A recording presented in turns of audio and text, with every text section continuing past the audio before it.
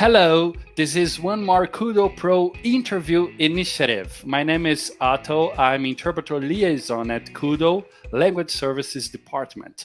And here today, I have a very special guest with us.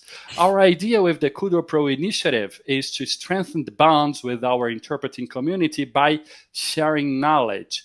And here today, we have a very special guest because he belongs to the Language Services Department, just like me, our very own Chang Su. So without further ado, I would like to just pass the floor to Chang Su so he can introduce himself and we can get the ball rolling here and start the conversation. So Chang, who are you? Hey, Otto, first of all, thank you for inviting me. So my name is Chang Su, and I originally come from China, but now I'm staying in the UK. I have been working with KUDO for a bit more than a year now. If you have been our interpreters, you most likely will know about me because I probably hired you for some assignments. My languages are Chinese A, of course, and then English B, Spanish C. I'm actually aiming to bring Spanish as my B language, but actually on the market, I think the need for Spanish Chinese interpretation is not that big. But sometimes I could, for the inside assignment, like for example, our sales demos, I do interpret from Spanish directly into Chinese. So that's a bit about my language profile and just a bit about myself. It's great because we could bond because you have this Spanish language, which is a Latino kind of approach, right? So you have this running in your blood. So that's very nice. That's very nice. So Cheng, how did you break into the profession first off? I think mostly it's just because of my academic background. So when I was choosing my major in the US, because I went to university there. So now apparently when I speak in English, it's always a mix between the UK and the US. Like now I say university because it makes sense for everybody to say university. But in the US, I always say when I went to college. But then here in the UK, college is a different thing. So I don't say college anymore. But anyway, so when I went to the university in the US, so basically I had the freedom to choose my majors, and then I tried different things, for example, chemistry, economics, business, etc. And somehow it just didn't feel right. I feel like that's not where my passion is at. I just really feel like studying Spanish. And I actually started studying Spanish when I was in high school in the US as well. And I just feel like it's right to study Spanish. That's where my passion is. And then I also went to Spain for a year for an exchange program. Gradually, I became more and more fluent in Spanish. And then when I was about to graduate, actually, I had a bit of panic attack because most Wow. of my friends at the university, they get really good job offers because they study technology or business, whatever. And also it's California, so everybody's kind of like in the technology industry. So eventually I was like, maybe I'm not ready for the job market yet.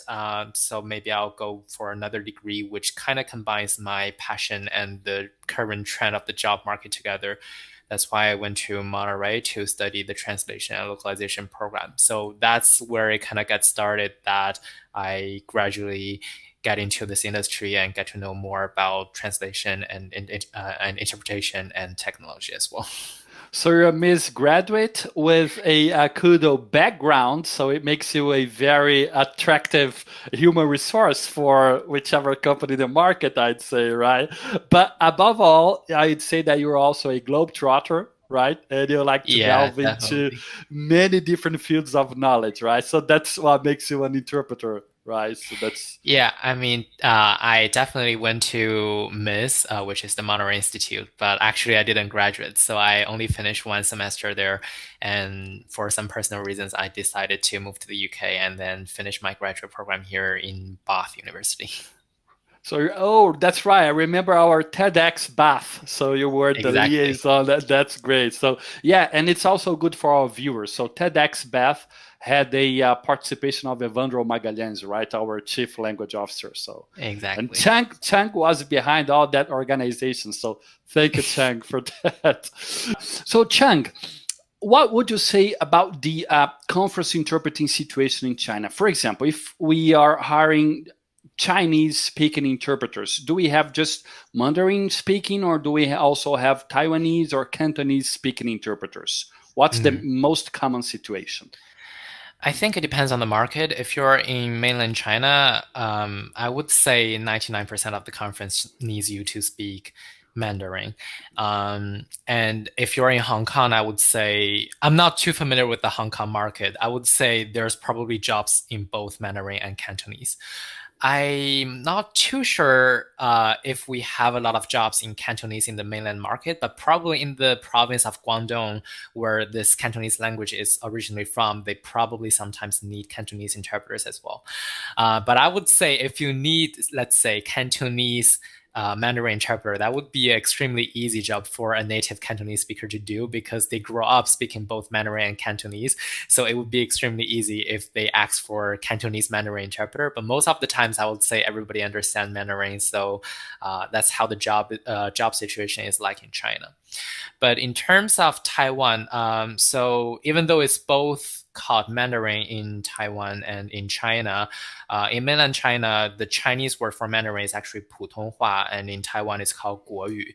And that has something to do with history dating back to the Republic of China and PRC, which is the People's Republic of China. So basically, China didn't have a standardized accent until when the Republic of China is in charge of China. And then they kind of promoted 国语, which is what we call the national language.